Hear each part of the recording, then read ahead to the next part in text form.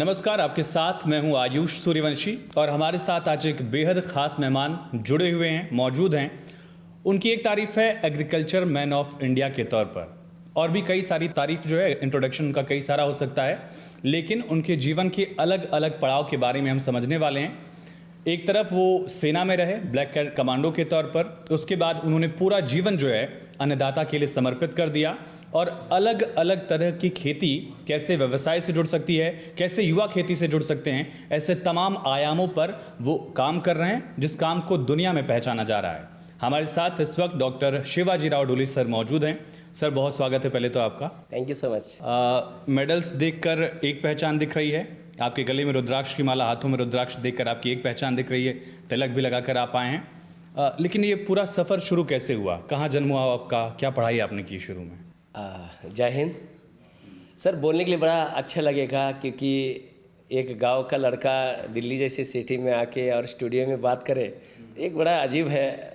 मगर मेरा जन्म, जो मेरा नेटिव प्लेस है, जन्म स्थान है, वो साकोरे गांव है, तालुका नांदगांव, डिस्ट्रिक्ट नासिक, महाराष्ट्र से है। बट मेरे जो पूर्वज के बारे में बोला जाए तो वो आदिवासी लोग हैं। आदिवासी बोला जाए तो हमारा कोकन होता है। अच्छा। मुंबई की तरफ कोंकण वाला रेंज। कोकन में। हाँ। तो मेरे पूर्वज वहाँ के हैं। बट मेरा जो जन्म स्थान साकोरे गांव में हुआ, और वहाँ से जर्नी चालू हुई। बट आप एक्चुअल में देखोगे तो आदिवासी लोगों का जीवन एक अलग होता है, बिल्कुल अलग होता है। प्रकृति से जुड़ा है। उनको जंगल से प्यार होता है और जंगल में रहना पसंद करेंगे वो। जल जंगल जमीन। जल जंगल उनका जीवन है, आप ऐसा समझे। उनको उसी में आनंद आता है। अच्छा रहा, बचपन में मम्मी पापा के साथ में काम चालू किया। 7 साल के अंदर अंदर दिहाड़ी लगाना चालू किया, मजदूरी करना चालू किया। हमारे वहाँ पे कपास ज़्यादा होती थी पहले, तो जब मम्मी वगैरह कपास चुनने के लिए जाते थे तो हम उनके पीछे पीछे हम भी चले जाते थे। तो स्कूल कम हुआ, स्कूल पार्ट टाइम हुआ, काम फुल टाइमर रहा हमेशा। मतलब आपको शाम को खाने के लिए नहीं रहेगा तो पढ़ाई का सवाल नहीं होता है ना। जायज़ बात। और आदिवासी का तो जीवन ऐसे होता है कि दिन भर काम करने के लिए नहीं जाएंगे, कमा के नहीं आएंगे, तो शाम को क्या खाएंगे, ये रियलिटी है। और मकान भी ऐसे रहा कि गन्ने का जो पत्ता होता है ना, उससे बना हुआ झोपड़ी था छोटा सा, तो उसी में आनंद लेते थे। तो कितने भाई बहन आप लोग थे? हमारे 3 भाई है और 3 सिस्टर है। फिर आगे की पढ़ाई क्या की आपने? तो मतलब लोग अक्सर अपनी, जब बड़े ही बन जाते हैं ना, तो अपनी कमियां जो छुपा के रखते हैं। मगर हमारा रिज़ल्ट, कोई हिस्ट्री उठा के देखे तो 5वीं क्लास में 3 सब्जेक्ट फेल। मतलब 96 में मैं नासिक से सिस्टर के पास चला गया। 96, 97, 98, 99 तक वहीं पे रहा। काफ़ी कंपनी में अलग अलग। तो किस तरह का काम आपको, पहली जॉब किस चीज़ की मिली? काम किया तो फिर मेरी पहली जॉब है, बड़ी आनंद की रही। हम मतलब अंडा मीट मछली कुछ खाते पीते नहीं है। वो आपको देख के लग भी रहा है। वो बचपन से नहीं खाए। तो पहला जॉब मिला था, वो पोल्ट्री होती ना, पोल्ट्री अंडे वाला जो मुर्गी होती ना, तो उसमें मेरे को पहला जॉब मिला था। तो ये मतलब विरोधाभास नहीं था कि आप नॉनवेज से पूरी तरह से दूर? नहीं, तो 10वीं फेल उधर ही मिला ना। 10वीं फेल वाले जो है तो वही काम करेंगे। तो मेरे को पहला जॉब मिला था नासिक में, C&M farming limited, poultry farm था नासिक से, गंगापुर के पास नज़दीक। डिसूजा की कंपनी थी, बहुत बड़ी थी। आप समझो कि कई सारी कंट्री में वहाँ पे अंडे एक्सपोर्ट होते था। हम वहाँ पे फिर अंडा इकट्ठा करके लेके आना, इसके बाद फिर उसको साफ़ सफाई करना और ट्रे में भर देना। तो कितनी सैलरी कितनी मिलती थी वहाँ पे? मेरे को एक 25 रुपया दिन का था। 25 रुपये दिन का? हाँ, 25 रुपये दिन का उस समय में मिलता था। 750 रुपये महीने। मतलब कैसे गुजारा कैसे होता था? मतलब, और ये भी रहता होगा कि जब घर से बाहर हैं तो थोड़ा कुछ बचा कि घर वालों को भी भेज दें? नहीं, वो तो पक्का है। मतलब आज शर्म लगेगी बोलने के लिए, मगर शर्माना नहीं चाहिए। आप ऐसा समझो कि मैं 10वीं तक कभी जीवन में नया ड्रेस कभी पहना ही नहीं है। मगर वहाँ पे ये जो काम करते समय में मेरा जो काम करने का तरीका हमेशा अलग रहा है। मतलब जो काम मिला उसको तुरंत फिनिश करिए पहले, बाकी बाद में देखेंगे। और लोग क्या करते हैं कि ये काम हम लास्ट तक कैसे बचा के रख टाल सकते हैं, मतलब इस तरह की कोशिश कई बार। वो जो आदत रही ना मेरी, तो वो जो हमारे मैनेजर थे और उन्होंने मेरे अंदर वो चीज़ देखी, ये बंदा हर जगह पे एक्टिव है। आपका डिसिप्लिन रहा है और इसके बाद एक्टिवनेस रहा है। हेल्पनेस, दूसरे को हेल्प करने का रहा। जब हम उस टाइम में दिन भर में जितने भी अंडे इकट्ठा करते थे तो मैं फिनिश करके 2 लोगों का और काम कर देता था, 2 लोगों का काम कर देता था। तो बोला तू इतना क्यों भाग दौड़ के काम कर रहा है, समझ रहे ना। मगर उस समय पे उसने मुझे घर में बुलाया भोजन के लिए, मैनेजर साहब थे। फिर उसने मेरे से बहुत डीपली बातें किया तो मैं रो दिया वहाँ पे। जीवन के बारे में पूछा तो मैंने रो दिया वहाँ पे। तो बोला बेटा तेरा तो उम्र ये पढ़ने का है और आप कहाँ यहाँ पे उलझ गए इस काम के अंदर। तो मैं बोला नहीं, मेरी घर की रियल लाइफ ऐसी है। हाँ, तो और मैं घर से गुस्से में भाग गया था दीदी के पास। हाँ, गुस्से में भाग गया, मतलब क्योंकि 2 बार एग्ज़ाम दिया, फेल हुआ तो घर वाले भी डांटने लगे, मतलब ऐसे सिचुएशन हिसाब से। तो फिर उसने बोला कि बेटा तो आप वापस चले जाइए और दोबारा आप पढ़ाई करना चालू कर दीजिए। और मैं बोला मेरे से नहीं होगा। बोले तेरे से नहीं होगा तो समझिए अभी तेरा उम्र कम है। कितनी एज रही होगी उस समय आप समझो कि 18 साल तक, 18 साल के 17-18 की उम्र में उस समय में गया था। तो बोला बेटा देख तू इतना मेहनत कर रहा है, तुझे इतनी तनख्वाह है, वो देख वहाँ पे कंप्यूटर पे बैठा है उसकी सैलरी इतनी है, वो जो गाड़ी ड्राइवर बन के काम कर उसकी सैलरी इतनी है। और ऐसे कर उन्होंने मेरे को 10 लोगों का नाम उन्होंने मेरे को मतलब बता दिया। तो वो सच में मेरे को दिल में चुभ गया कि यार बात तो बिल्कुल सही बोला है उन्होंने। अब यकीन माने वहाँ से जब मैं वापस गया, अच्छा वापस फिर आप गाँव आ गए? गाँव गया और गाँव जाकर मैं घर वालों को बोला कि अभी पढ़ाई करनी है। अब यकीन माने घर वाले ने बोला तुझे जो कर रहे तू कर ले, हमसे उम्मीद नहीं करना है तूने। अच्छा, खुद अपने लेवल पे करना है? हाँ, तुझे जो कर रहे तू ही कर ले, अभी इसके बाद हम बिल्कुल इसके अंदर हम नहीं पढ़ेंगे। इसके बाद फिर मैं दूसरी स्कूल में गया जहाँ पे मैं 3 बार फेल हुआ है। पढ़ाई करना चालू कर दिया। एक ही भूत मेरे सर के ऊपर सवार था कि अपने को 10th किसी भी सूरत में पास करना है। यकीन मानिए कि 61% मेरा परसेंटेज है। वो शिवजी जो 3 बार 10th फेल हो गए, जो शिवाजी 3 बार फेल है, मतलब पाँचवीं में 3 सब्जेक्ट फेल, 6वीं में, 8वीं में, 9वीं में, 10वीं में 3 सब्जेक्ट फेल, वो 4 साल 5 साल के बाद दोबारा रहा। और इसके बाद जो पढ़ाई के साथ में 61% मेरा आप देख सकते हैं। वो भी दिन में 50 किलोमीटर साइकिल चलाकर और 2 दिन बोरियां उठाकर। आप बोलो काम करना है। मुझे एक ने बोला कि आप एग्रीकल्चर में एडमिशन लेते हो तो आप फ्री में आपका एग्रीकल्चर में नंबर लग जाए, क्योंकि 61% है। और आप एग्रीकल्चर कर लेते हो और आप आदिवासी हो तो आप ग्राम सेवक, तलाटी, कृषि सहायक, कृषि विस्तारक आप तुरंत बन जाओगे। ये तो आपको लगा गवर्नमेंट जॉब का एक ऑप्शन हो जाएगा? गवर्नमेंट जॉब का एक ऑप्शन खुल गया मुझे लगा, और मुझे लगा करना ही चाहिए। मैंने तुरंत फॉर्म वगैरह भर दिया और मेरा उस साल का बैड लक ऐसे रहा कि 74% पे हमारा मेरिट लिस्ट क्लोज हो गया। तो ये नरेंद्र जी दराड़े हैं, उनका एग्रीकल्चर कॉलेज न्यू मंजूर हुआ था। अच्छा, नया मंजूर हुआ था। और उनको वो मंजूर कब हुआ, जब ये पूरा एडमिशन ख़त्म हो गए उसके बाद, उसी समय भी उनको। और उनको था कि उनको लड़का लोग चाहिए था। फिर उन्होंने ऐड डाल दिया कि अलग अलग जगह पे अपने को ये चाहिए, और उन्होंने वो लिस्ट निकाला जो लड़का मेरिट लिस्ट क्लोज हुआ था। अच्छा, जिन लोगों ने अप्लाई किया था नहीं हुआ, बच रहे। फिर उन्होंने पूरा record SC, ST, NT, OBC और जनरल, इन्होंने कैटेगरी ढूंढना चालू कर दिया। और कैटेगरी में टॉप कौन है, अच्छा, मतलब उनका एड्रेस सबसे कम मार्क्स से कौन लोग रह गए, चूक गए? हाँ, चूक गए। फिर उनका उन्होंने एड्रेस निकाला कि ये लोग कहाँ पे, मोबाइल नंबर तो था ही नहीं उस समय में, तो उनका उन्होंने एड्रेस निकाल लिया कि ये टॉपर लोग हैं पर नंबर नहीं लगा। वो तो बाद में रहा। फिर ये जो एग्रीकल्चर के अंदर मेरे को 81% मिला। अच्छा, बैचलर्स में? हाँ, एग्रीकल्चर का जो सेकंड डिप्लोमा जो किया ना उसमें 81% मेरे को मार्क्स मिले। जब 81% मार्क्स मिले तो फिर उम्मीद जागृत हो गई कि भाई अभी हम करने लगे। फिर अभी जैसे ये काम एग्ज़ाम देना चालू कर दिया, तो एग्ज़ाम देने के बाद एक जगह का मेरे को थोड़ा सा चांसेस लगा गवर्नमेंट जॉब के लिए? गवर्नमेंट जॉब के लिए, एग्रीकल्चर से रिलेटेड? हाँ। तब तक अभी आर्मी वाली एंट्री नहीं हुई है? एंट्री का कोई सवाल नहीं था, अभी एग्रीकल्चर पे इस फोकस है। मगर एक बात है कि ये जो दौड़ने का सिलसिला, पुलअप्स का सिलसिला, ये बचपन से है। तो मतलब आप शौक में करते थे? वो शौक में, डिसिप्लिन था? वो शौक में, वो सभी को पता है। वो मेरा शौक था कि रनिंग करना, ये करना, मेरा पहले से वो शौक रहा है उसमें। तो फिर मैं वहाँ से फिर मैं नासिक चला गया। तो ऐसे करके एक भ्रमर नाम का पेपर था, वो 1 रुपये में मिलता था। तो मैंने अपने ऊपर इन्वेस्टमेंट करना चालू कर दिया। तो उस समय में आप ऐसा समझो कि अक्टूबर नवंबर के अंदर भ्रमर पेपर में मैंने पढ़ा, रैली है, आर्मी की रैली है, अच्छा, खुली भर्ती है।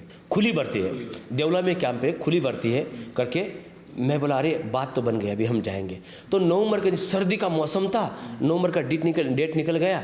तो भाई हम उस समय पे पूरा वहाँ पे मतलब एक 10-15 जिले का भर्ती निकला था। तो फिर मैं पूरे तैयारी के साथ में अपना पूरा तामझाम लेके वहाँ पे चले गए और भर्ती के लिए खड़े हुए। तो रात 1-1:30-2 बजे हम लाइन में लग गए। सुबह 4 बज गए और 4 बजे के बीच तक देखा तो पूरी की पूरी लंबी चौड़ी लाइन है। और मुझे आदत है कि जहाँ जाना है फर्स्ट में बैठना है, क्योंकि वो आदत रहे पहले से रही। तो हम पहले लाइन में फर्स्ट रो में जाकर बैठ गए। भर्ती चालू हो गई, हम पहले ही रैली में थे और मेरे को पहले से आदत काम करने के पहले में, आप समझो कि मैं फर्स्ट पहले कॉलम में ए ग्रेड के अंदर रनिंग में, पुलअप्स में, डिप्स में, हाई जंप में, सब जगह पे पूरा का पूरा करते लास्ट तक चला गया। अब पास हो जाएगा तो ठप्पा लगेगा। तो भर्ती सर पास होते चले तो गए। भर्ती के लिए पास हो गया। वहाँ पे एक थोड़ा ट्विस्ट आया, मैंने जनरल ड्यूटी में फॉर्म भरा था और वो मेरा एज डिबार हो गया था। तो पूरा ए ग्रेड होने की वजह से फिर हमको थप्पा मार दिया रिजेक्ट करके। तो रिजेक्ट कर पूरा नंबर 1 होने के बाद भी मुझे को रिजेक्ट कर दिया। तो मैं उस समय पे मतलब मैं काफ़ी रोया, इमोशनल हो गया और वापस आ रहा था। मगर एक बार वहाँ पे जो ब्रिगेडियर थे सरदार जी थे, उनके मैं झपट में उनके पास चला गया, दोबारा वापस पकड़ के लेके गए मेरे को। तो उन्होंने बोला यार ये तो मुंडा अच्छा है, बोल रहा है इस समय से अच्छा है, तो इसको टेक्निकल में डाल दीजिए। फिर टेक्निकल में डाल दिया। फिर एग्ज़ाम के लिए बैठ गया। तो एग्ज़ाम के लिए बैठ गया तो पूरा मुझे पता नहीं था कि ये पूरा अंग्रेजी में पेपर है। मराठी हिंदी इट्स ओके, अंग्रेजी में कुछ भी पता नहीं था। तो फिर बढ़िया तरीके से थोड़ा सा चीटिंग करा के किसी तरह आप हाँ वहाँ से आर्मी में चले गए। वहाँ पे मैं पहला मेडल लिया मैंने ट्रेनिंग सेंटर में, जिसको अंग्रेजी कुछ भी नहीं आता है, कुछ भी नहीं, ना अंग्रेजी ना कंप्यूटर, कुछ कंप्यूटर भी कुछ नहीं और अंग्रेजी भी कुछ नहीं। मगर डेल्टा ग्रेड लेके मैं कंप्यूटर भी से लेकर अंग्रेजी से लेकर पूरा मैं वहाँ पे डेल्टा ग्रेड लिया और वहाँ पे परेड कमांडर बना। और पहला मेडल वो परेड कमांडर जो उस्ताद होते हैं वो, हाँ उस्ताद जो होता है ना, वो वहाँ का 365 लड़का लोगों का परेड कमांडर मैं बना। और 32 से इसके 32 से हमारे ये थे, तो उन्होंने मेरे को पहला मेडल वहाँ पे लगा दिया। इसके बाद फिर मैं और आगे जगह नौकरी किया। तो फिर इच्छा थी कि एक बार ब्लैक हैट कमांडो की, काफ़ी और सुनते थे कि ब्लैक हैट कमांडो का नौकरी अच्छा है। तो फिर एग्ज़ाम दिया, फिर वो भी पास हुआ। ये नहीं पता था कि ब्लैक हैट कमांडो की नौकरी होता कैसे है, करते क्या है। मगर भाई जब ब्लैक हैट कमांडो के लिए चला गया तो हम तो सिग्नल वाले बोला तो कम्युनिकेशन वाले लोग हैं, इतने हार्ड वाले नहीं हैं। तो वहाँ पे चला गया तो ये 20 किलोमीटर का मॉर्निंग वॉक है, वो रैली है ये, अरे बाप रे। तो बड़ा खतरनाक ट्रेनिंग रहा हो।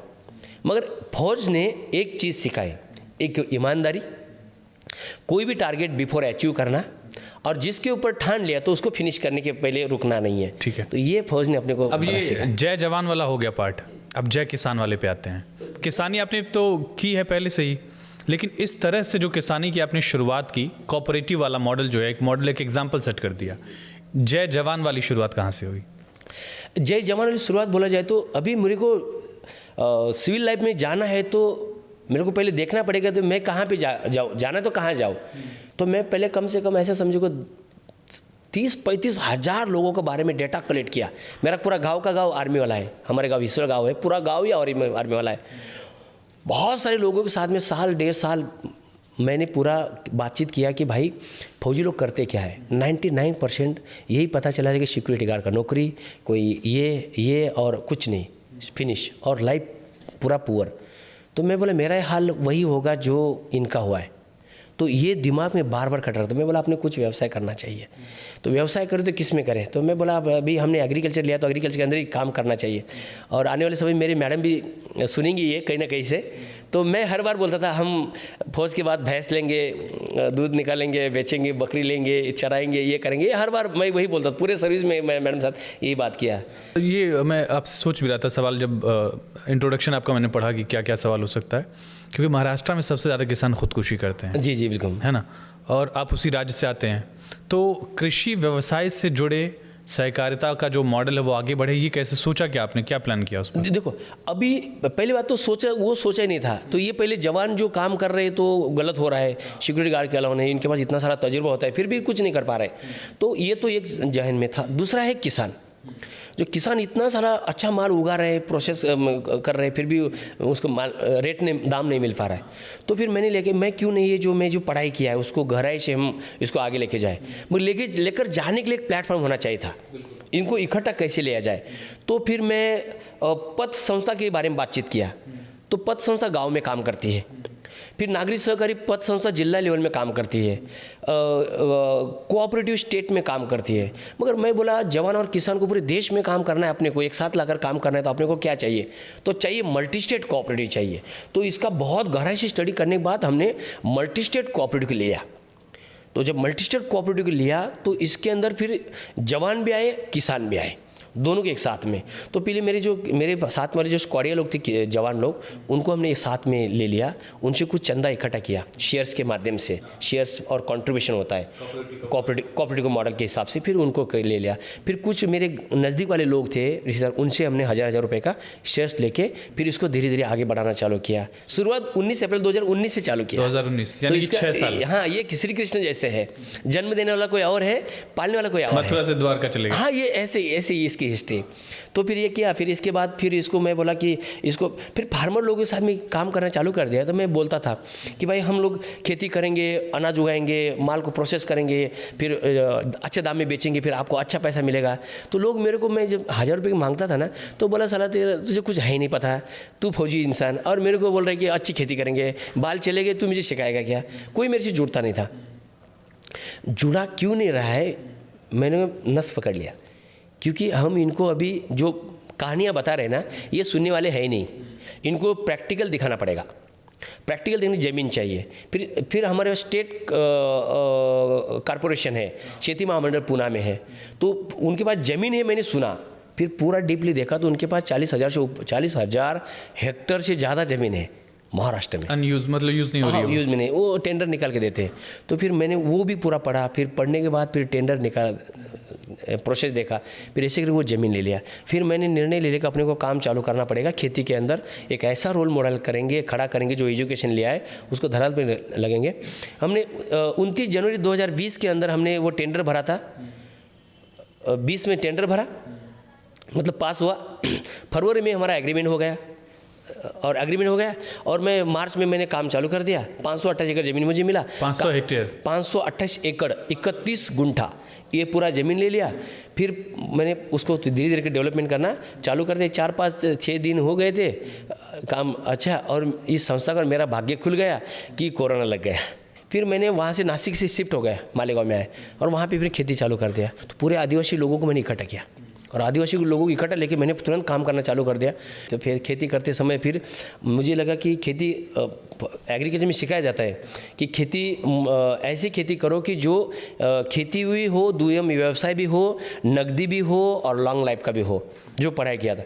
तो फिर वहाँ पे मैंने अंगूर लगा दिया जो लॉन्ग लाइफ के लिए है, मार्केट सेंट्रिक एग्रीकल्चर। अंगूर भी लगा दिया, आम भी लगा दिए, और पोमोग्रेनेट भी लगा दिया, बाजरी भी बो दिया, बैंगन भी लगा दिया, और टोमेटो भी करना चालू कर दिया। कुछ पैसा तुरंत आ जाए, कुछ बाद में आ जाए, ऐसे करके पूरा इंटीग्रेटेड फार्मिंग करवा दिया।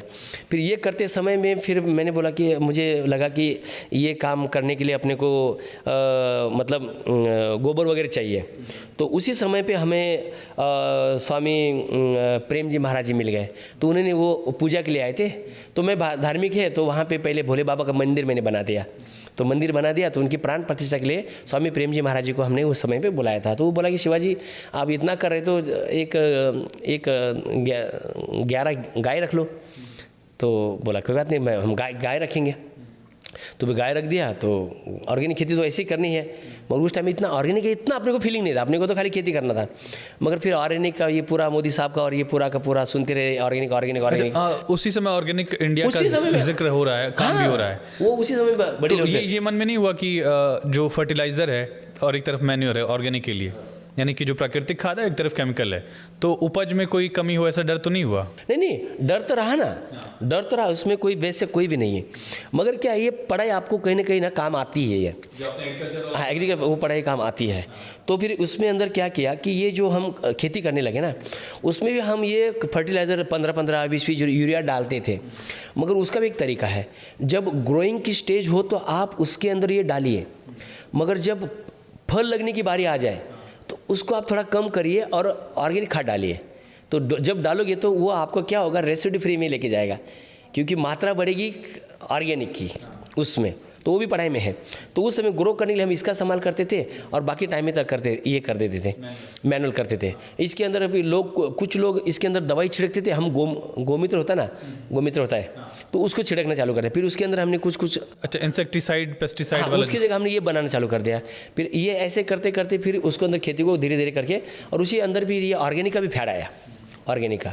तो हम दोनों तरफ करना चालू कर दिया, रासायनिक भी ऑर्गेनिक, रासायनिक। फिर रासायनिक की तरफ से धीरे धीरे करके करते करते अभी 100% ऑर्गेनिक पे आ गए, ताकि यूरोप तक आप माल भेज चुके हो अपनी ब्रांडिंग के साथ में। आप समझे कि आप मतलब 100% गोल्ड हो, क्योंकि वहाँ पे रेसिड्यू फ्री होना चाहिए, वहाँ पे डिटेक्शन नहीं होना चाहिए। गेट कीपिंग और चेक टेस्टिंग बहुत अलग लेवल पर है, बहुत बड़े लेवल पे होता है उसका।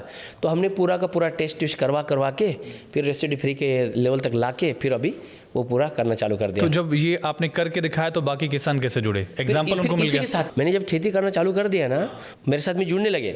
चलो भाई, फौजी लोग 1000 रुपये से कुछ होने वाला नहीं, मगर ये बंदा काम करे इसके साथ में जुड़ जाते। तो फिर उनको हमने पहले साल से लोगों को दिखाना चालू कर दिया। फिर 11 गाय लाए थे, 11 गाय का बढ़ते बढ़ते बढ़ते बढ़ते अभी 1500 तक हो गया है, समझ रहे ना। तो फिर गाय फिर वो तो यानी कि एक तो भू सेवा है, आपने बंजर जमीन ली और बंजर जमीन पर ये पैदावार किया, एक्सपोर्ट भी कर रहे हैं आप। एक्सपोर्ट भी कर रहे हैं। फिर उसके बाद गौ सेवा भी है, हाँ, आपने गाय पाला, गाय से फिर खाद बना रहे हैं आप, इंसेक्टिसाइड की जगह आपने गौमूत्र का इस्तेमाल किया, उसका भी फायदा है। तो ये धर्म वाला जो आपके अंदर भाव था वो जुड़ा, या कर्म वाला भी जुड़ रहा है? हाँ, वो तो पहले से था। वो तो गाय तो बचपन से पाले ना पापा ने, तो गाय बकरी तो बचपन, तो वो क्या है पहले से प्रेम था, तो वो क्या है प्रेम के इसीलिए वो आगे ज़्यादा बढ़ गया। तो जब ये खेती करते समय फिर मैंने क्या किया कि अलग अलग फार्मर को बुलाना चालू करे तुरंत। वो आते थे, देखते अरे यार शिवाजी सर अच्छा है अच्छा है, अच्छा करते करते फिर एक तरफ फार्मर को जोड़ते गया, दूसरी तरफ फौजी लोगों को जोड़ते गए, और फौजी लोग वहाँ पे काम करने लगे। फिर जैसे एक जो कोई जॉब कर रहा होता है उसके मन में थोड़ी सी आलस भी कह लें और सेफ्टी भी कह लें। बिल्कुल, रेगुलर सैलरी आती है, कोई बर्डन नहीं, कंपनी का लॉस हो रहा है, क्या हो रहा है इससे हमको मतलब नहीं है। तो ये वाला तर्क नहीं रखा किसी फौजी ने कि भाई हमको तो सैलरी आ रही है, यहाँ पे तो रिस्क हो सकता है? नहीं, बहुत सारे फौजी लोगों ने बोला नहीं ये चीज़, बोला बहुत सारे फौजी लोगों ने बोला। हाँ। मगर मैंने उनको एक बात समझाई, अभी आपका 20 साल का तजुर्बा हो गया। अब 20 साल का जब आपका तजुर्बा है तो आप अभी दोबारा डीएससी की नौकरी करोगे तो आप तजुर्बा इस्तेमाल करोगे कि नहीं करोगे? तो मैं बोला आप 50,000 की सैलरी पे रिटायरमेंट हो गए, अभी तनख्वाह आपकी, अभी पेंशन आपकी 20,000 हो गई, 50 से 20 पे आ गए, और आपके पास तजुर्बा है। तो इंसान पैसे से बड़ा है, तजुर्बे से बड़ा है। तजुर्बे से तो मैं बोला भाई तजुर्बा लेके आए तो हम सभी लोग इकट्ठा तजुर्बा लगा के काम करेंगे तो पैसा कमाएंगे ना। तजुर्बे से इंसान बड़ा है तो फिर हम दोबारा पैसा कमाने के लिए क्यों जाए?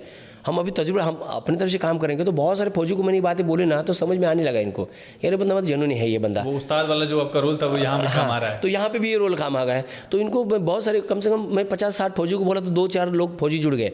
मगर क्या आपका मेरे आपकी जान पहचान नहीं है, मगर इनका आपके ऊपर भरोसा है, तो वो जुड़ा। ऐसे करके पर्सन टू पर्सन कॉन्टैक्ट, ऐसे करके जुड़ते गए।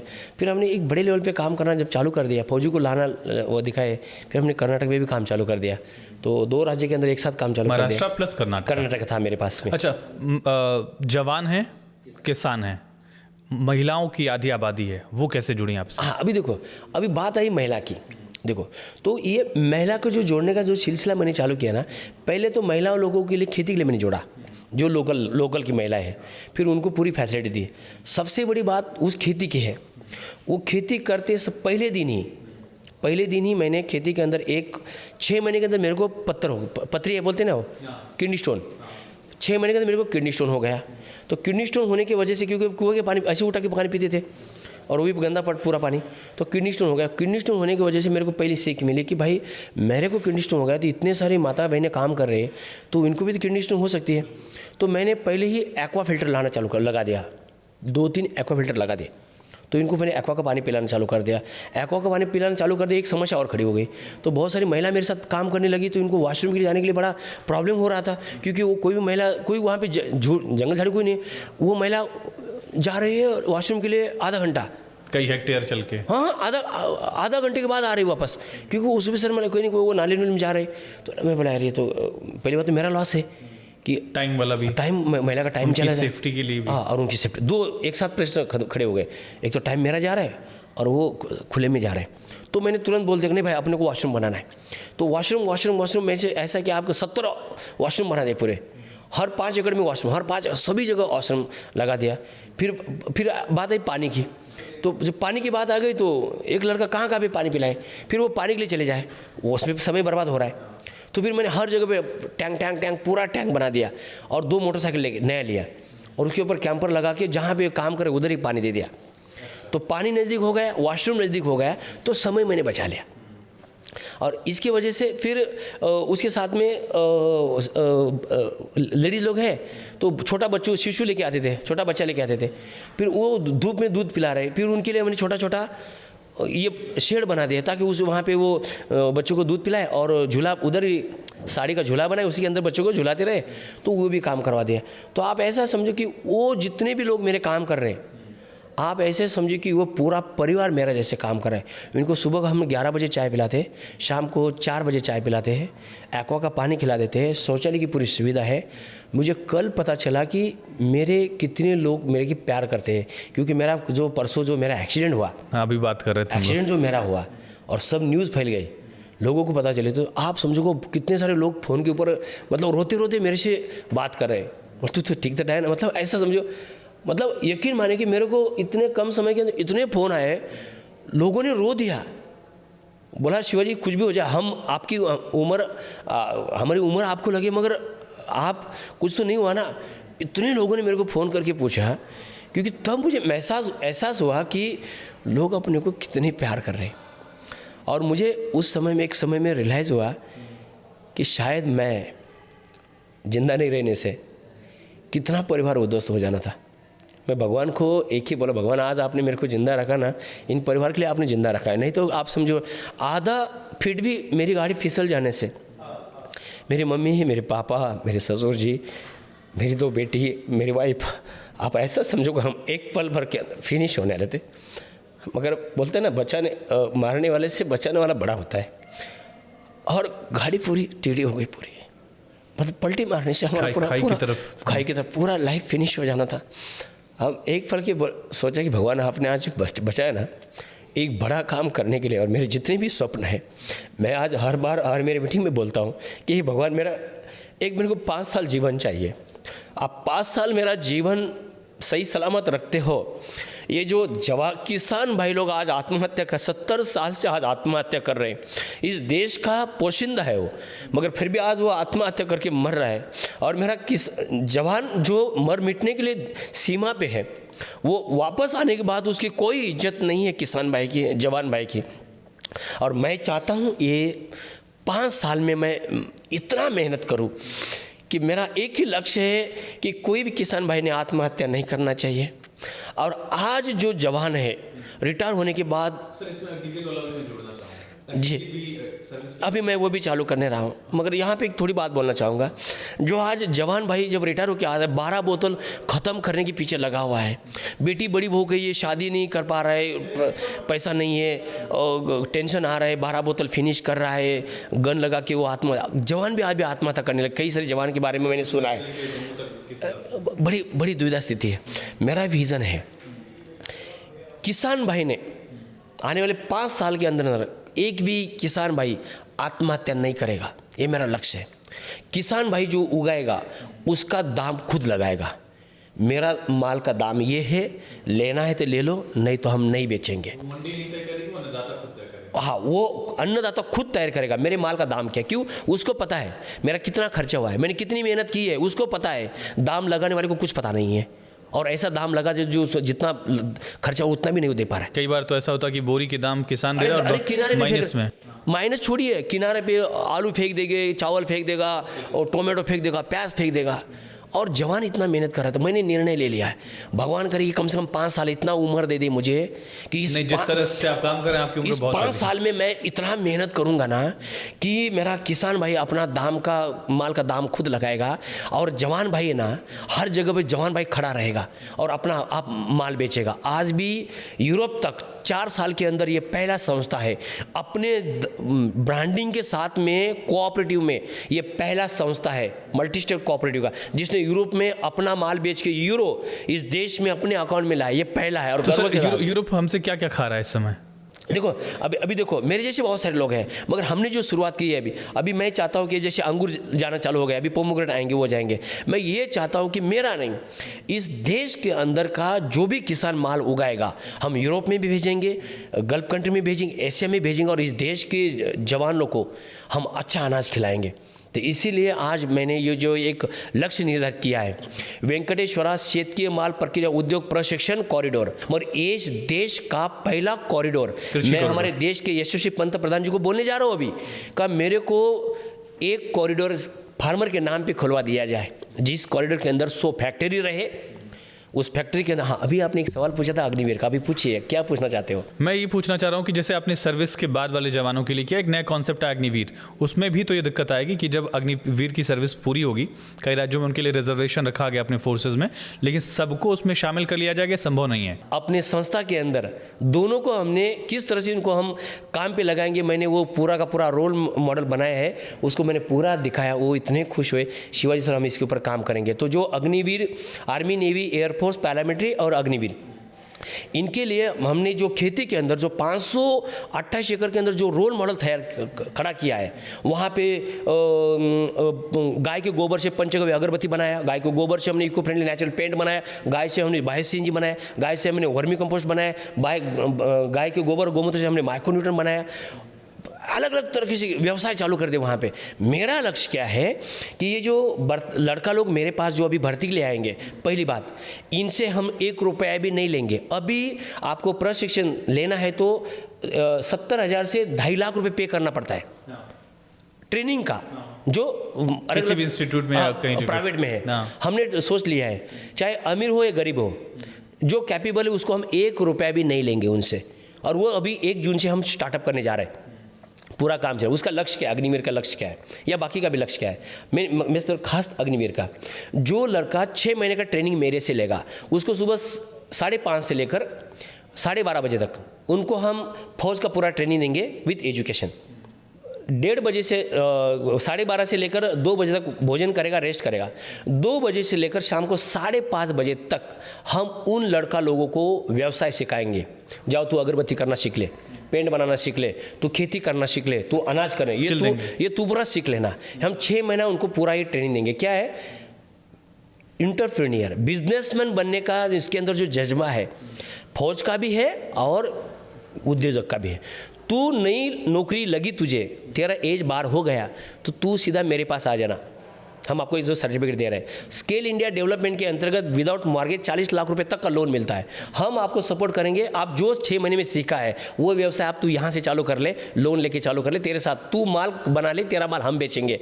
तो अभी जो भी लड़का लोग ट्रेनिंग, आप स्किल भी दे रहे हैं, उसको प्लेटफॉर्म भी दे रहे हैं और फिर मार्केट से कनेक्ट भी कर रहे हैं। मार्केट भी कनेक्ट, खाली उसको वक्त देना, अपना टाइम देना है। बिल्कुल, उसे हम 1 रुपया नहीं लेंगे।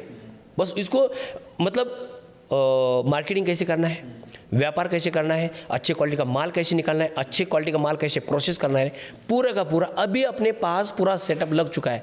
आप आओगे हमारे पास तो हम आपको पूरा सिखाएंगे। आपको एक 1.5 से 2 लाख रुपए के अंदर पंचगव्य अगरबत्ती कैसे बनाना है, आपको उद्योग कैसे बनना है, 1.5 से 2 लाख रुपए के अंदर फिनिश। 70,000 का मशीन आता है, पूरा सेटअप लगा 1.5-2 लाख रुपए लगेगा। 2 लाख रुपए आप उद्योजक बनेंगे, छोटे लेवल पे बनेंगे, आप आगे बढ़ सकते हो। प्रधानमंत्री ने इसको रिकॉग्नाइज किया। देश के एक ही प्रधानमंत्री, 140 करोड़ के एक ही प्रधानमंत्री हैं, और बहुत विकसित भारत का एक लक्ष्य भी उनका 2047 तक के लिए। और 101वें मन की बात में एक तो एपिसोड भी खास हो गया। तो जब आपने सुना प्रधानमंत्री की मन की बात में खुद को, अपने एफर्ट्स को, वेंकटेश्वर कोऑपरेटिव सोसाइटी ने जो काम किया उसको प्रधानमंत्री ने बहुत अच्छे से सराहा, वो लम्हा कैसा था? आप ये बात बोल देना चाहिए क्योंकि अभी ये मीडिया में जाएगा। मोदी साहब ने अभी तक इनकी कितनी क्या जीवन की संघर्ष किया उन्होंने, आप मुझे पूछोगे तो कई सारी रात निकल जाएगी बातें करते करते। उनको मैं बहुत बड़ा फॉलोअर्स हूँ, और खाली फॉलोअर्स नहीं है, वो जो बात बोलता है मैं वो बात इम्प्लीमेंट कर रहा हूँ, और इम्प्लीमेंट ही नहीं कर रहा हूँ, फ्रंट में रखी है। और ये जितना भी मैंने मोदी साहब ने अभी तक बात किया है, हर एक रिटर्न में लिख के उद्योजक बनना चाहिए, फार्मर लोगों के जीवन में बदलाव होना चाहिए, वो बोल रहे हैं, अकेला कुछ नहीं कर पाएगा, मगर ये करने के लिए बड़ी फोर्स टीम चाहिए। इसीलिए मैंने ये पूरा लोगों को इकट्ठा करवा के ये काम चालू किया। मगर जब हमने जितना भी काम किया तो ये काम करते करते बहुत सारे प्रॉब्लम्स गाँव में आए वहाँ पे, तो हमने दिखाने के लिए एनिमल हस्बेंड्री मिनिस्टर पुरुषोत्तम रूपाला जी है, उनके पास कई बार आए, उनको उठा लेके गए उनको, फिर उन्होंने वहाँ आए, हमें अच्छा बातचीत किया, उन्होंने भी सपोर्ट किया, फिर वो वापस आए। फिर राज्य सहकार मंत्री VL वर्मा जी रहे कोऑपरेटिव के, उनको हम रिक्वेस्ट किया, फिर वो भी आए, उन्होंने पूरा देखा। फिर इसके बाद दिलीप भाई संगनी साहब के हमारे साथ अच्छी बातचीत रही, उनको पास आए, रिक्वेस्ट किया, फिर वो भी वहाँ पे आए, कई सारे फिर मंत्री महोदय जी आए, और उसके बाद गृह मंत्री अमित शाह। हाँ, फिर नहीं इसके बीच में फिर ये पूरे सारे लोग आए, फिर उन्होंने फिर बातें रखी अपनी, तो फिर मोदी साहब तक पूरी बात चली गई है धीरे धीरे करके। फिर उन्होंने फिर अपने टीम को पूरा डाटा ले लिया, पूरा देखिए ये काम अच्छा हो रहा है। फिर उन्होंने फिर अच्छे से मन की बात किया कि ये काम कैसे हो रहा है।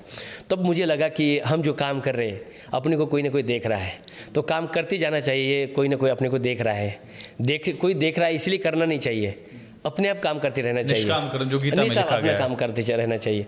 तो ये काम पूरा करते हुए फिर अमित भाई जी तक हमने काफी, तो जो अमित शाह आए सहकारिता मंत्री भी हैं, और वो भी गांव से गरीबी से यहाँ तक पहुँचे हैं, तो उन्होंने क्या क्या देखा वहाँ पे? नहीं, वहाँ पे जब वो आए तो पहली बार तो पूरा फार्म को उन्होंने एक बार चक्कर लगाया, पूरा फार्म को देखा। इसके बाद वो यहाँ से वहाँ पे गए, फिर लैब का पूरा उद्घाटन किया। वहाँ पे हमने किसान भाइयों के लिए ये वाटर टेस्टिंग, सॉइल टेस्टिंग और पांडेट परीक्षण का लैब ओपन किया फार्मर लोगों के लिए, वो भी बिना मूल्य है।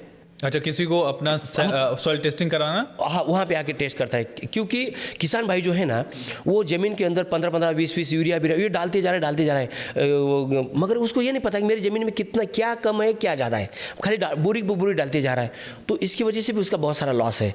तो हम ये चाहते हैं कि खेती तो अभी ऐसे करना चाहिए जैसे बाल तज्ञ डॉक्टर्स हो, कि बच्चा रो रहा है मगर उसको पता नहीं चल रहा है कि क्या हुआ है, तो जैसे डॉक्टर ट्रीटमेंट देता है, तो खेती को ऐसे लेवल पे लेना चाहिए कि जितना कम है उतना ही डालना चाहिए, तभी ज़मीन सुपीक रही, नहीं तो पूरा बंजर हो जाएगा।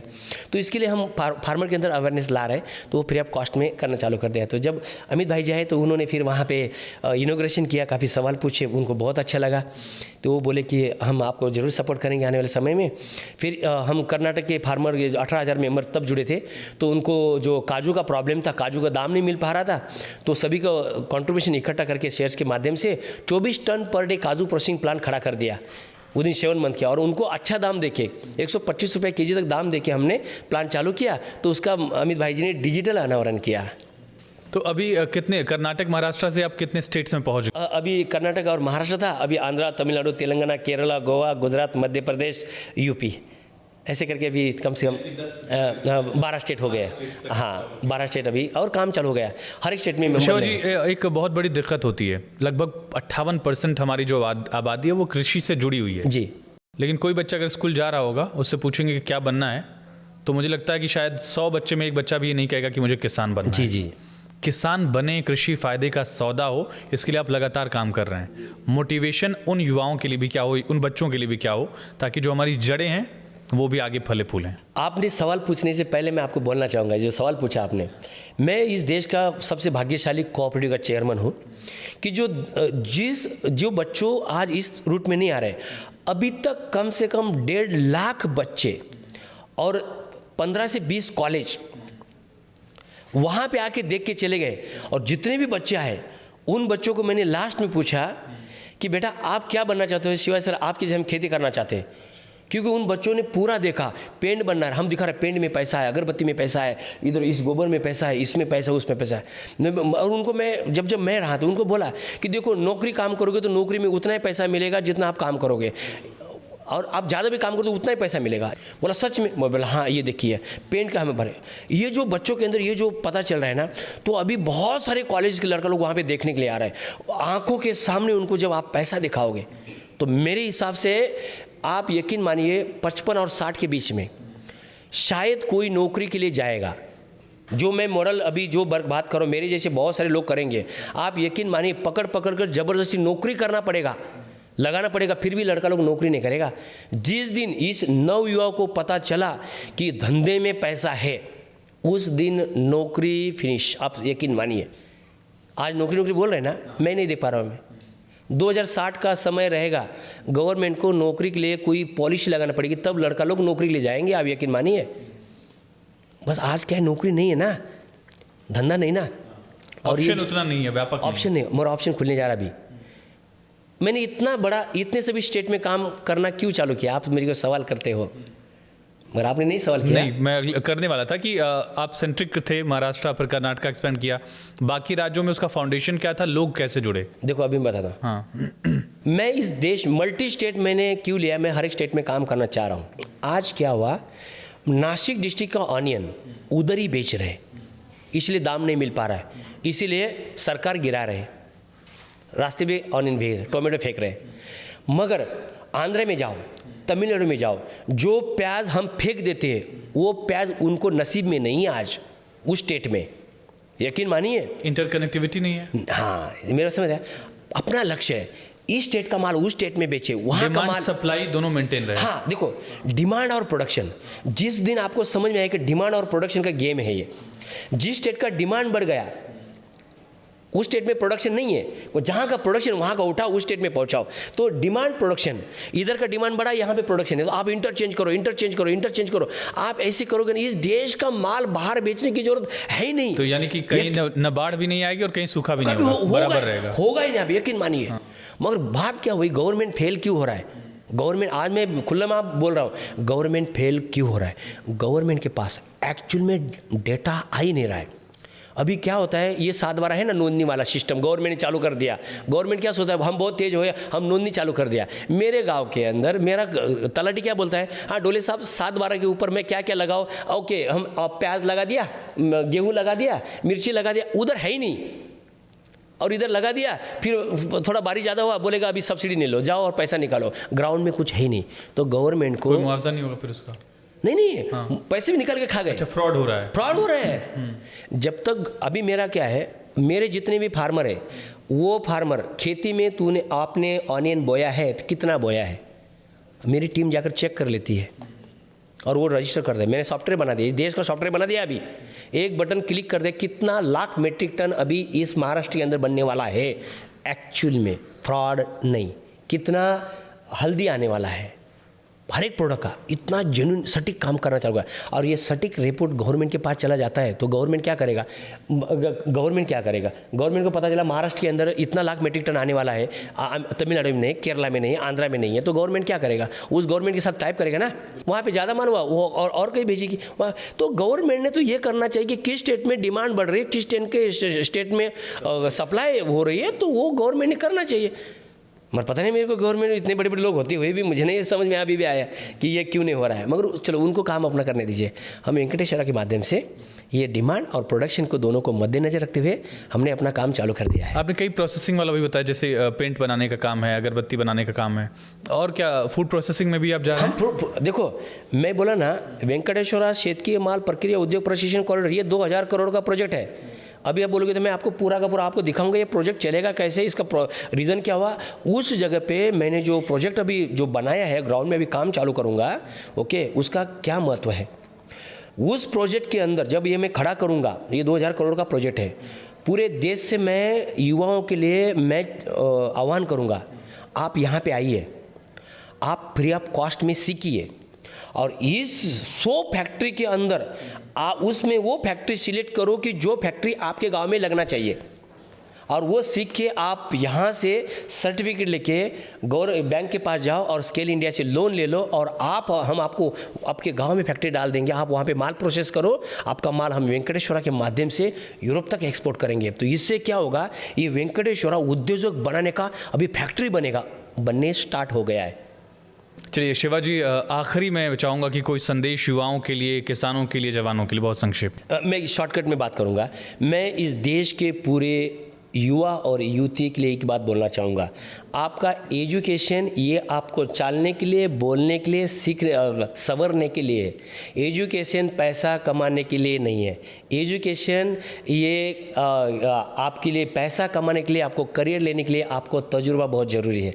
तो आप एजुकेशन के साथ साथ में कहीं पे भी, जहाँ पे भी आप आज एजुकेशन ले रहे हो, तो आपके अगल बगल में कहीं फैक्ट्री हो, कोई व्यवसाय चल रहे, आप कुछ बेचना सीख सीखिए, कुछ प्रोसेस करना सीखिए। तो ये जब आप इसी उम्र में आप ये करना चाहते हो, करोगे, तो आप नौकरी करने की इच्छा है तो नौकरी करिए, मगर नौकरी के साथ में व्यवसाय करिए।